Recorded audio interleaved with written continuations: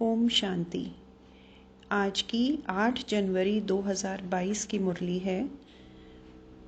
बाप दादा कहते, मीठे बच्चे ज्ञान रत्नों को धारण कर रूहानी हॉस्पिटल यूनिवर्सिटी खोलते जाओ, जिससे सबको हेल्थ वेल्थ मिले।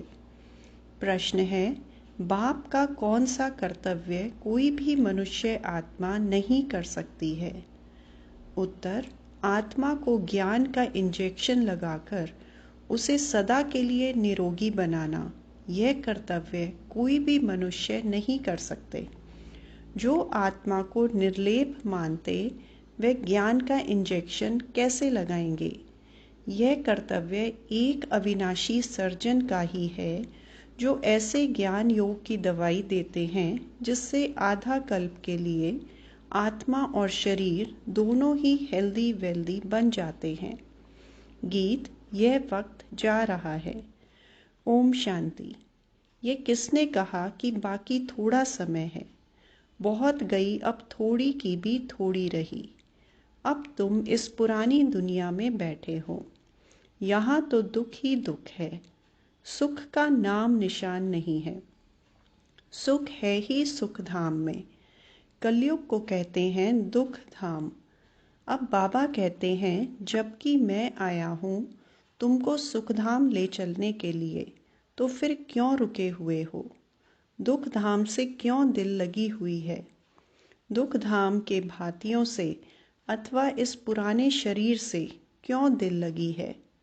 हम आए हैं तुमको सुखधाम में ले चलने के लिए। सन्यासी कहते हैं, इस दुनिया का सुख तो काग विष्टा समान है, इसलिए उनका सन्यास करते हैं। तुम बच्चों को अब सुखधाम का साक्षात्कार हुआ है। यह पढ़ाई है ही सुखधाम के लिए, और इस पढ़ाई में कोई भी तकलीफ नहीं है। बाप को याद करना है। इस याद से भी तुम निरोगी बनेंगे। तुम्हारी काया कल्प वृक्ष समान बड़ी होगी। यह जो मनुष्य सृष्टि का झाड़ है, उनकी आयु 5000 वर्ष है। उसमें आधा कल्प सुख, आधा कल्प दुख है। दुख तो आधा कल्प तुमने देखा। बाप कहते हैं, पवित्र दुनिया में चलना है तो पवित्र बनो। श्रीमत कहती है, यह विष की लेन देन छोड़ दो, ज्ञान और योग की धारणा करो। जितना ज्ञान रतन धारण करेंगे उतना निरोगी बनेंगे। बाप ने समझाया है, यह रूहानी हॉस्पिटल भी है तो यूनिवर्सिटी भी है। परम पिता परमात्मा आकर रूहानी हॉस्पिटल और यूनिवर्सिटी स्थापन करते हैं। हॉस्पिटल तो दुनिया में बहुत हैं, लेकिन ऐसी हॉस्पिटल और यूनिवर्सिटी दोनों इकट्ठी कहीं नहीं होती। यहाँ यह वंडर है, हॉस्पिटल और यूनिवर्सिटी, हेल्थ और वेल्थ इकट्ठी मिलती है। फिर क्यों नहीं इस खजाने को लेने के लिए खड़े हो जाते हो? आजकल करते अचानक ही विनाश आ जाएगा। बाप श्रेष्ठ श्रेष्ठ मत देते हैं। तुम गवर्नमेंट को भी समझाओ, इस समय बेहद का बाप ऐसी हॉस्पिटल और यूनिवर्सिटी खोलते हैं जो सबको हेल्थ वेल्थ दोनों मिले। गवर्नमेंट भी हॉस्पिटल यूनिवर्सिटी खोलती है। उनको समझाओ, इस जिस्मानी हॉस्पिटल खोलने से क्या होगा? यह तो आधा कल्प से चलती आई है और मरीज भी बनते ही आए हैं। यह है फिर रूहानी हॉस्पिटल और यूनिवर्सिटी। इससे मनुष्य 21 जन्मों के लिए एवर हेल्दी वेल्दी बन सकते हैं। तो एजुकेशन मिनिस्टर, हेल्थ मिनिस्टर को भी समझाओ कि बेहद के बाप ने यह कंबाइंड हॉस्पिटल और यूनिवर्सिटी दोनों खोली हैं। आपको भी राय देते हैं, ऐसे खोलो तो मनुष्यों का कल्याण हो जाए। बाकी ये बीमारियां आदि तो जब से रावण राज्य शुरू हुआ है तब से शुरू हुई हैं। आगे तो वैद्य की दवाइयाँ थी, अब तो अंग्रेज़ी दवाइयाँ बहुत निकली हैं। यह है अविनाशी सर्जन जो अविनाशी दवाई देते हैं। तब गाया जाता है, ज्ञान अंजन सतगुरु दिया। ज्ञान इंजेक्शन रूहानी बाप ही लगाते हैं आत्माओं को, और कोई आत्मा को इंजेक्शन लगाने वाला हो नहीं सकता। वह तो कह देते हैं आत्मा निर्लेप है, तो तुम समझाओ उस हॉस्पिटल और यूनिवर्सिटी में तो लाखों रुपया खर्च लग जाता है। यहाँ तो खर्चे की कोई बात नहीं। 3 पैर पृथ्वी चाहिए। जो कोई भी आए तो उनको समझाया जाए। बाप को याद करो तो एवर हेल्दी बनेंगे, और चक्र को जानने से चक्रवर्ती राजा बनेंगे। धनवान होगा तो बड़ी हॉस्पिटल यूनिवर्सिटी खोलेंगे, गरीब छोटी खोलेंगे। गवर्नमेंट कितने खोलती है, आजकल तो टेंट आदि लगाकर भी पढ़ाते हैं, और 2-3 सेशन रखते हैं, क्योंकि जगह नहीं है, पैसे नहीं हैं। इसमें खर्चे की कोई बात नहीं। कोई भी जगह मिले, कोई औजार आदि तो रखने नहीं हैं। बड़ी सिंपल बात है। पुरुष भी खोलते हैं, माताएं भी खोलती हैं। बाप कहते हैं तुम ही खोलो, तुम ही संभालो। जो करेगा सो पाएगा, बहुतों का कल्याण होगा। बेहद का बाप श्रीमत देते हैं श्रेष्ठ बनने के लिए। बहुत हैं जो सुनते हैं परंतु करते नहीं हैं, क्योंकि तकदीर में नहीं है। हेल्थ वेल्थ मिलती है बाप से। बाबा वैकुंठ की बादशाही देने आए हैं। हीरे ज्वारों के महल मिलेंगे। भारत में ही लक्ष्मी नारायण का राज्य था। ज़रूर उन्हों को बाप ने वर्षा दिया होगा। अभी तो कलयुग में दुख ही दुख है, फिर सत्युग की स्थापना मुझे ही करनी है। मनुष्य कोई हॉस्पिटल आदि खोलते हैं तो उद्घाटन करते हैं। बाप कहते हैं मैं स्वर्ग का उद्घाटन करता हूँ। अब तुम श्रीमत पर स्वर्ग के लायक बनो। कल्प कल्प तुम लायक बनते हो, यह नई बात नहीं है। देखा जाता है गरीब बहुत आते हैं। बाबा भी कहते हैं मैं गरीब निवाज हूँ। साहूकारों के पास धन बहुत है, इसलिए वे समझते हैं हम स्वर्ग में बैठे हैं। भारत गरीब है, उनमें भी जो अधिक गरीब हैं उन्हों को ही बाप उठाते हैं। साहूकार तो नींद में सोए पड़े हैं। कितना ज्ञान और योग बाबा सिखलाते हैं। तीसरा नेत्र भी बाबा ही देते हैं, जिससे तुम सारे चक्र को जान जाते हो। बाकी सब घोर अंधियारे में है। ड्रामा के आदि मध्य अंत का किसको भी पता नहीं है। पतित पावन बाप को ही भूल गए हैं। शिव परमात्मा के लिए कह देते हैं ठिक्कर भीतर में है। तुम जानते हो अभी सबकी कयामत का समय है। आग में जल मर खत्म होंगे, फिर सबको वापस ले जाऊंगा साथ में। मैं पंडापन आया हूँ, तुम पांडव सेना हो ना। वे जिस्मानी यात्रा पर ले जाते हैं, वे जन्म जन्मांतर करते आए हैं। यह भी रूहानी तीर्थ, इसमें चलना फिरना नहीं पड़ता है। बाप कहते हैं सिर्फ मुझे याद करो। रात को भी जागकर मुझे याद करो। मेरे साथ बुद्धि का योग लगाओ। नींद को जीतने वाले बनो, तो तुम नज़दीक आते जाएंगे। वह हैं कुख वंशावली ब्राह्मण, तुम हो ब्रह्मा मुख वंशावली ब्राह्मण। अभी तुम रूहानी यात्रा में तत्पर हो, तुम्हें पवित्र रहना है। वे ब्राह्मण लोग खुद ही अपवित्र हैं तो औरों को पवित्र बना न सकें। तुमको तो पवित्र रहना है। रुद्र ज्ञान यज्ञ में पवित्र ब्राह्मण ही रहते हैं।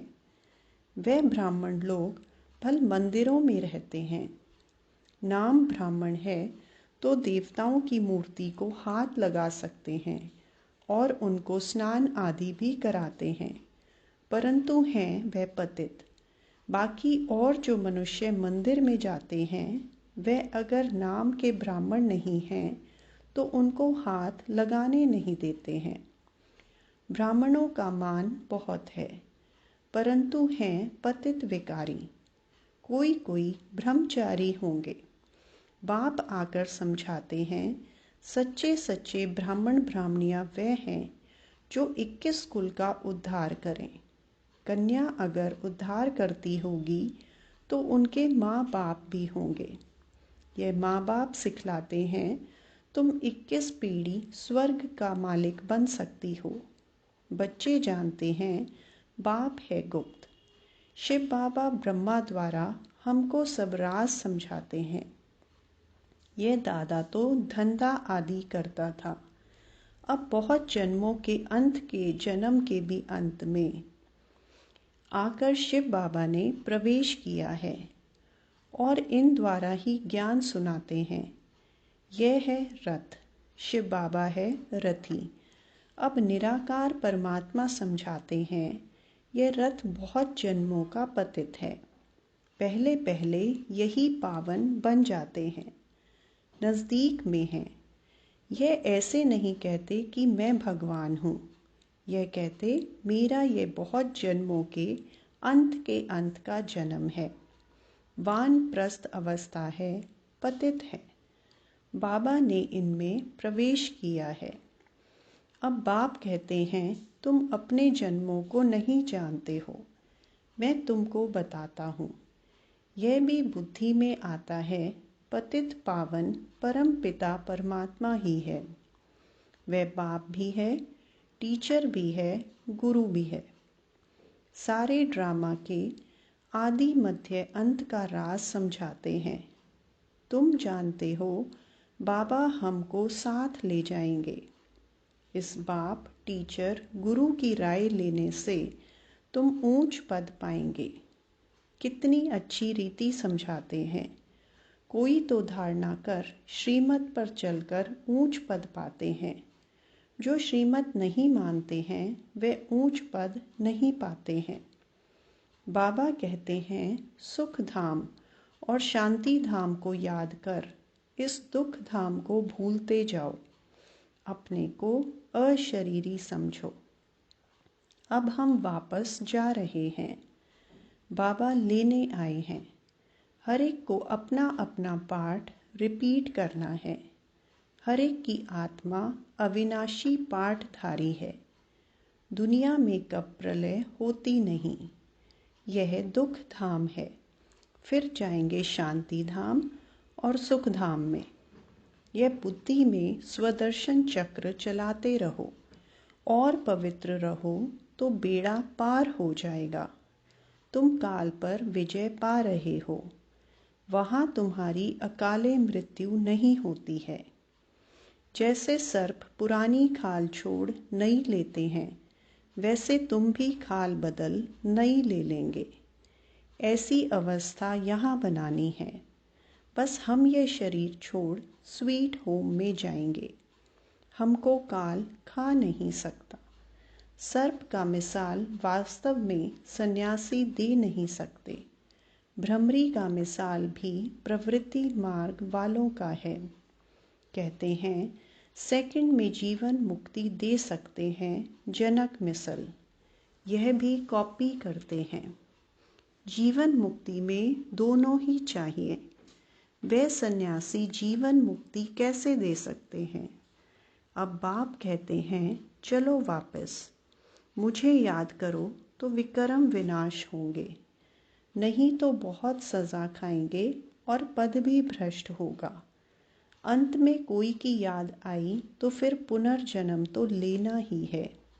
यह है योग से हेल्थ और ज्ञान से वेल्थ। सेकंड में जीवन मुक्ति इसको कहा जाता है। फिर इतने पैसे बर्बाद करने, भटकने आदि की क्या दरकार है? इसलिए हेल्थ मिनिस्टर एजुकेशन मिनिस्टर को समझाओ, तुम ये हॉस्पिटल यूनिवर्सिटी खोलो तो तुमको बहुत फ़ायदा होगा। जो करेगा सो पाएगा। साहूकारों का काम है साहूकारों का उद्धार करना। गरीब ही वर्षा लेते हैं। बाकी जो करोड़पति हैं उनके लिए कहा हुआ है, किसकी दबी रहेगी धूल में, पिछाड़ी में आग लगेगी, सब खत्म हो जाएगा। तो क्यों ना विनाश के पहले कुछ कर लो तो कुछ पद भी मिलेगा। मरना तो है ही, ड्रामा का अंत भी होना है। बाबा कितना अच्छी रीति समझाते हैं। नदियाँ तो चक्कर लगाती रहती हैं, बाकी ब्रह्मपुत्रा तो यह ब्रह्मा ही ठहरा। मम्मा है सरस्वती, बाकी हैं ज्ञान गंगाएं। पानी की गंगाएं पावन कैसे बनाएंगी? वह कोई मेला नहीं, यह है सच्चा मेला, जबकि जीव आत्माएं परमात्मा से मिलती हैं। तब कहते हैं आत्मा परमात्मा अलग रहे बहुकाल। अब जीव आत्मा का मेला परमात्मा से है। परमात्मा ने भी जीव का लोन लिया है, नहीं तो पढ़ाएंगे कैसे? इसलिए उनको शिव भगवान कहा जाता है, जो इसमें प्रवेश कर ज्ञान देते हैं। सरस्वती को कहा जाता है गॉडेस ऑफ नॉलेज। ब्रह्मा को भी नॉलेज होगी, उनको नॉलेज देने वाला कौन? ज्ञान का सागर। तुम्हारे पास ये नॉलेज नंबरवार पुरुषार्थ अनुसार है, तो ये नॉलेज धारण कर श्रीमत पर चलना है। सारा मदार पवित्रता पर है, इस पर ही अबलाओं पर अत्याचार होते हैं। द्रौपदी ने पुकारा है, सहन करते करते 21 जन्मों के लिए नग्न होने से बच जाती है। गीता में भी है, मैं साधुओं का भी उद्धार करता हूँ, परंतु साधु लोग यह अक्षर सुनाते नहीं हैं। तुम जानते हो इस समय सारी दुनिया रिश्वतखोर बन गई है, इसलिए इन सब का विनाश होना ही है। जिनको वर्षा लेना होगा वही लेंगे। बाबा को कई बच्चियां कहती हैं, हम गरीब घर में होती तो कितना अच्छा होता। साहूकार लोग तो बाहर निकलने नहीं देते हैं।